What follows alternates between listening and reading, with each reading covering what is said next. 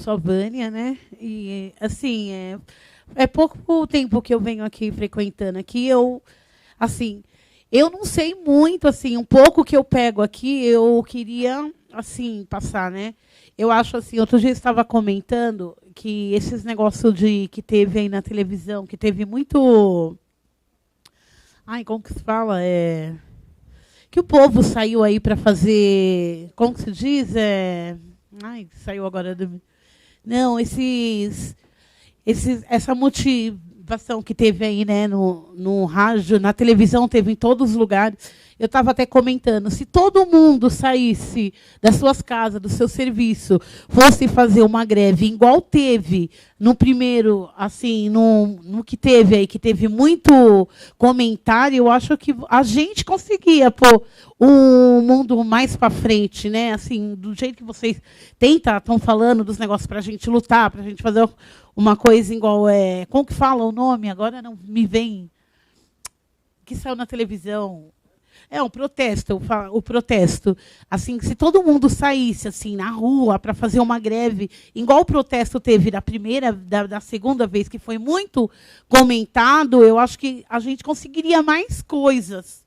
Porque aí ia falar, não, agora sim. Né? Eu penso desse jeito, né? Eu não sei. É o jeito de eu pensar, de eu comentar aqui.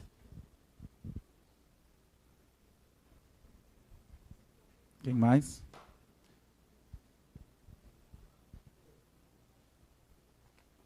Será que chega aí? Melhor você vir, cara. Será? Então vai lá.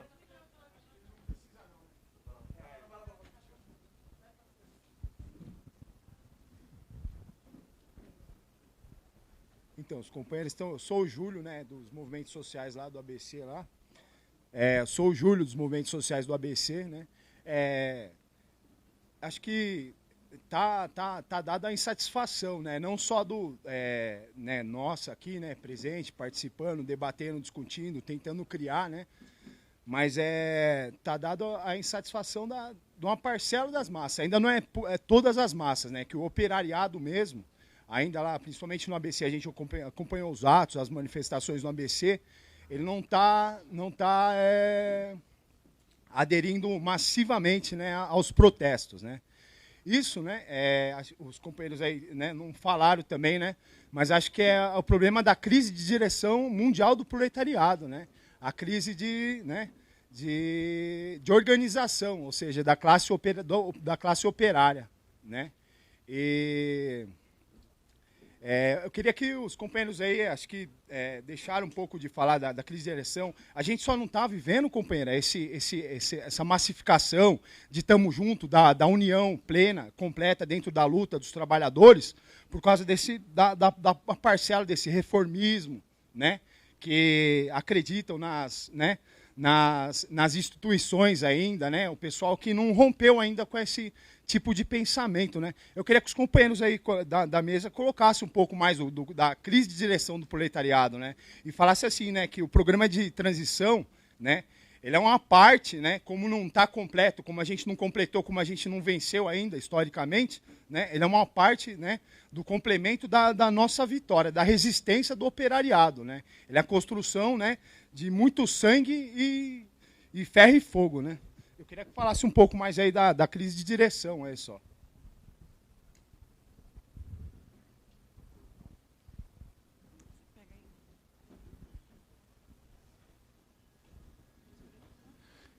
Seria bom se quem quisesse falar já falasse agora, para a gente tentar fazer uma rodada final, talvez, né? Daqui a um pouco cedo, mas... Vamos respondendo. Ah, tem outra ali. Pronto. Sabe por quê? É bom para depois a gente ter registrado.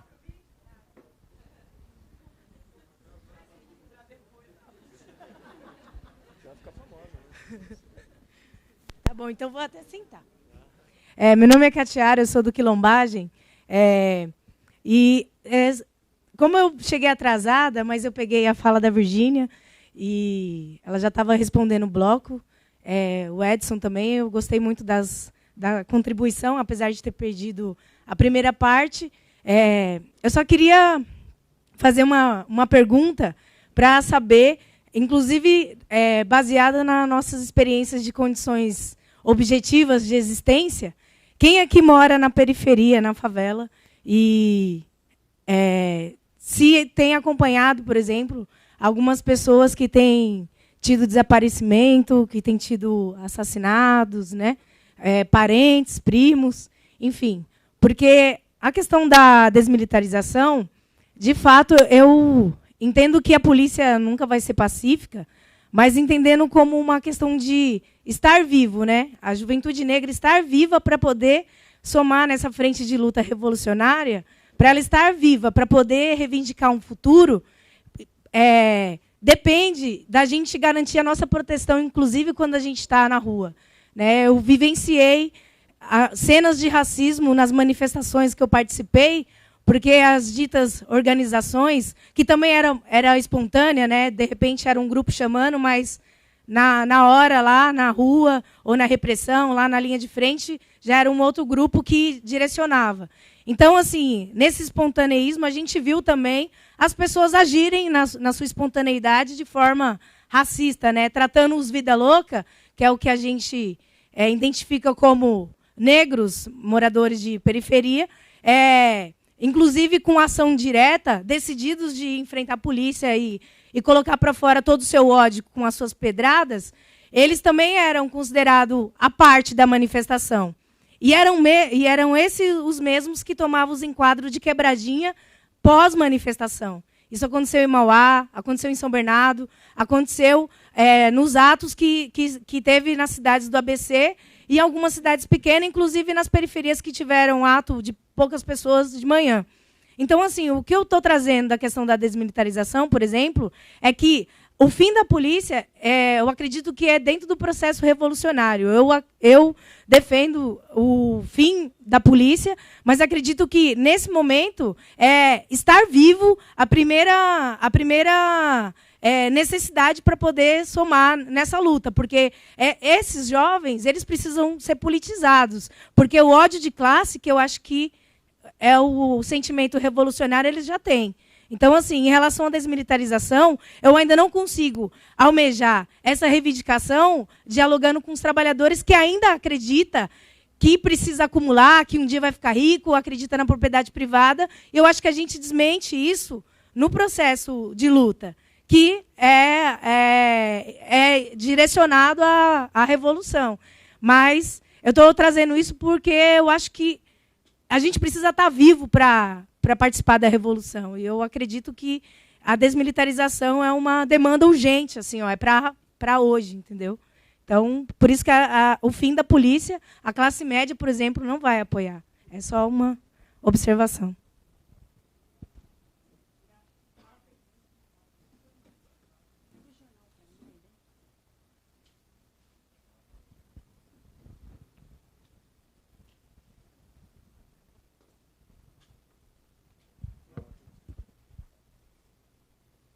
Oi, gente, eu sou a Marcela. Na verdade, eu queria dialogar um pouco com o que a companheira coloca, né, sobre a questão negra. Assim. Inclusive, uma das coisas que me aproximou muito do trotskismo foi ver como o Trotsky, o programa de transição, consegue dar respostas à questão negra. Eu tive muita experiência com vários movimentos negros, com outros partidos, com outras linhas teóricas. E o que coloca, por exemplo, o povo negro é quem mais sofre com a falta de direitos democráticos hoje. Né? O povo negro que mais sofre com a questão da moradia. Se você for, como a camarada colocou, nas periferias, você vai ver que a maioria da população da periferia é negra, é o quem mais sofre com a questão da educação e todas as outras questões que estão colocadas para a classe trabalhadora. Né? Mas, sobre o debate de desmilitarização da polícia, eu comecei a pensar melhor, inclusive, num momento que eu fui para o extremo sul, lá no Grajaú, e a gente estava fazendo um processo de ocupação da subprefeitura municipal. E chegando lá, eu conheci a Guarda Municipal Ambiental, que não é militarizada, mas é quem lá na Zona Sul faz a remoção nas favelas, porque são zonas de proteção ambiental. E a forma, conversando com os camaradas que são de lá, a forma agressiva com que eles tratam a juventude negra nas emoções, inclusive estuprando jovens negras, matando jovens negros, mostra que, na verdade, o problema não é a polícia militar, mas sim toda a Força Armada do Estado. E eu acho que, inclusive, esse processo de mobilização mostra para a gente que não adianta só ter uma polícia desmilitarizada, porque outros setores da Força Armada do Estado também estão se colocando nas ruas para reprimir a população. E daí, para mim, falar para a juventude negra que desmilitarizar a polícia vai garantir a vida dela na verdade, é iludir também o jovem negro. O que é importante discutir com a juventude negra, com os negros que estão nessa mobilização, que, inclusive, são a maioria que são presos, são colocados como vândalos, que a Força Armada do Estado não serve para garantir a segurança da população negra, serve para garantir a propriedade privada. E é essa propriedade que a gente quer acabar. E daí eu acho que o debate de desmilitarização, que eu também tinha um pouco de dúvida, para mim fica muito mais claro e evidente. Que esse programa, na verdade, não responde aos anseios da juventude negra, não responde aos anseios da população negra. E contra a polícia que mata, é preciso que a gente discuta como garantir a segurança da juventude negra, como garantir a segurança das centenas de mulheres que estão estupradas. E, para isso, é preciso discutir, colocar a classe operária em ação, porque não é nenhuma polícia vai garantir a nossa segurança. Quem vai garantir nossa segurança é a classe operária. Eu acho que, inclusive, a experiência dos atos, quem estava nos atos viu que as pessoas que estavam na linha de frente, quando a esquerda estava apanhando, que se colocaram para defender a esquerda, não era a juventude. Eram os poucos operários que estavam no bloco da esquerda. Eu tive a experiência de estar do lado de um operário que, enquanto a juventude saía correndo, estava procurando paus e pedras para defender o bloco da esquerda. E é importante que a gente entenda a necessidade de estar junto dos trabalhadores, discutir com os trabalhadores a questão da sua autossegurança para garantir que a juventude negra não morra. Porque a polícia, nem a polícia desmilitarizada, nem a polícia, qualquer outro tipo de polícia que está colocada para a gente vai garantir isso. E de como eles vão se desenvolvendo, no sentido que um partido revolucionário é fruto de rupturas e fusões de diversos setores da sociedade. E que nesse momento, inclusive, eu acho que partindo um pouco do que o Edson colocou, do momento que vai se conformando uma vanguarda revolucionária, uma vanguarda capaz de vivenciar os momentos atuais e refletir a partir de todo um histórico de luta, de séculos, de setores oprimidos da classe trabalhadora contra os seus inimigos, é que vai conseguindo se formar de fato um partido revolucionário capaz de responder, não só a nível nacional, de conseguir tomar o poder e conseguir avançar na Revolução Socialista, mas também de conseguir impulsionar, a partir do seu próprio país, a revolução a nível internacional. E, nesse sentido, hoje conseguir buscar respostas para conseguir responder à crise de direção, é preciso, por um lado, conseguir pensar como chegar de formas dinâmicas e criativas e inovadoras em setores de massas, conseguir, inclusive, transformar um programa de papel em carne e chegar nesses setores propondo, na verdade, a possibilidade de uma nova sociedade e, por outro lado, conseguindo se fortalecer com discussões, tal como a gente está fazendo hoje, de conseguir, de fato, ter uma clareza estratégica de quais são os futuros que a gente deve colocar, quais são as demandas, de como articular. Então, conseguir absorver o método que os revolucionários tinham e conseguir resgatar, nesse sentido, os fios de continuidade que foi deixado pelo marxismo em todos os níveis, desde o próprio marxismo clássico, do Marx, Engels, etc., quanto do próprio Trotsky, e conseguir, nesse sentido, conseguir não só reproduzir essa teoria, mas conseguir, inclusive, usar o próprio método para poder produzir diversos aportes para situações nacionais e internacionais. Eu acho que o fundamental desse sentido é, inclusive, ver como a gente é capaz de apaixonar diversos setores para a construção de um novo mundo. Conseguir partir da miséria do sistema capitalista para conseguir chegar em setores amplos da sociedade que hoje buscam resposta. Porque eu acho que uma coisa mais, em geral, que a gente vê da juventude de hoje é um sentimento de se sentir um pouco perdido. Porque, há anos estamos querendo que o Brasil vire o Chile, cantávamos como isso, queríamos que o Brasil virasse como a Espanha, como Portugal, como vários países.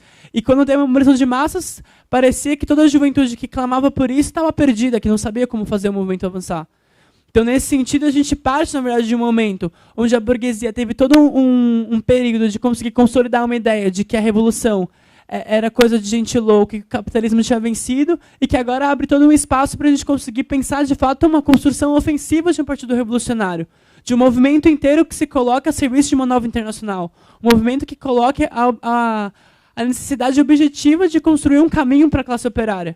construir um caminho para uma nova sociedade. E nesse sentido que é preciso, de fato, partir dos acúmulos, para a gente não começar do zero, é toda uma luta contra o sistema capitalista, mas partir de fato dos acúmulos que foram deixados, tanto pela teoria revolucionária, pelas próprias experiências dos trabalhadores, que muitos deles que viveram a década de 80 podem contribuir para a gente retomar esses métodos e a prática concreta que eles tiveram nesses processos.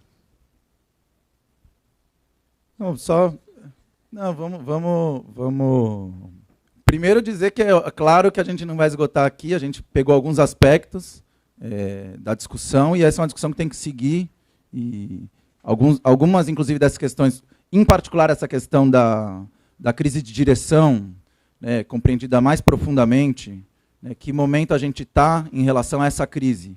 Né?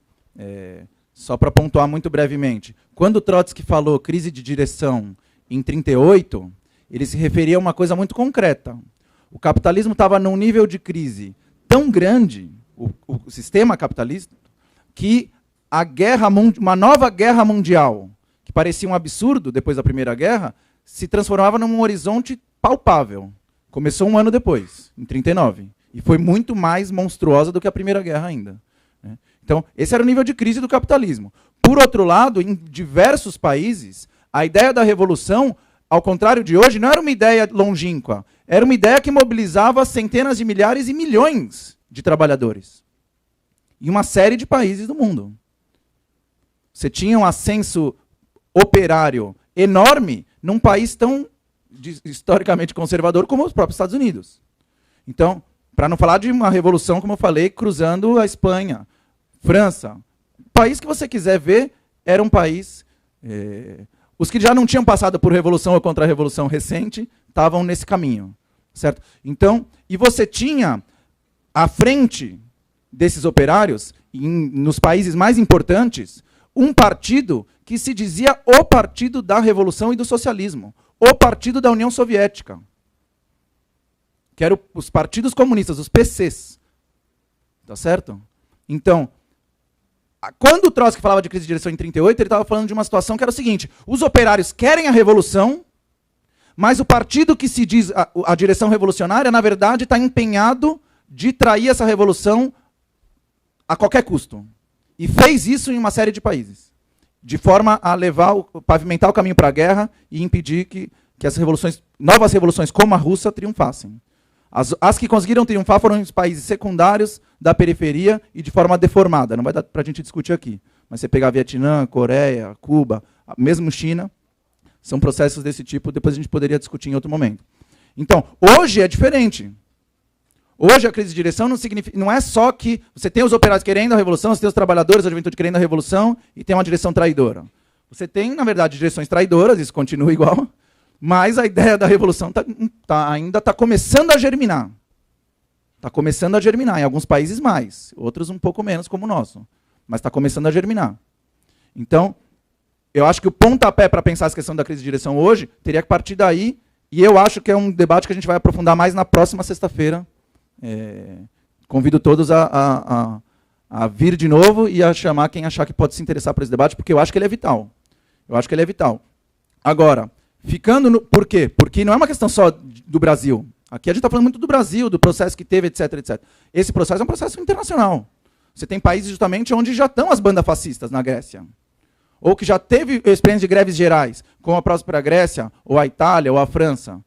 Ou que teve um processo de juventude muito maior do que o que teve aqui em junho, como a Espanha, por exemplo, com os indignados, etc. Então você tem, para não falar do Egito, tá certo? Que as massas foram lá, ficaram 18 dias seguidos ocupando a praça, até cair um ditador de 30 anos, depois subiu um outro que disse que era um moderado, que era um muçulmano meio moderno, não sei o quê, irmandade muçulmana, e deram 2 anos para ele tentar fazer alguma coisa, o cara não fez nada, e colocaram ele abaixo de novo. Tá certo? Então essa situação esse processo desigual tem que ser respondido de forma internacional, não vai ser só no Brasil. Temos que colocar essa ideia. Junto com a ideia de revolução que começa a germinar, temos que pensar, é preciso uma direção internacional para os trabalhadores. Então essa é uma questão que eu convido todos a participar na próxima discussão. Agora, ligado ao que a gente discutiu hoje, eu concordo muito com o que o companheiro Júlio fez um diálogo com o que a companheira Vânia tinha dito antes. Porque eu acho que essa questão que a Vânia falou, ela tinha me cochichado um pouco antes disso aqui, então eu entendi bem o que ela falou. Não sei se todo mundo entendeu.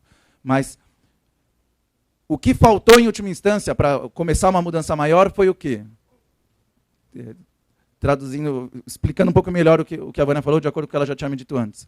Foi que, do mesmo jeito que o protesto da juventude se espalhou no país inteiro, porque o que ela falou para mim?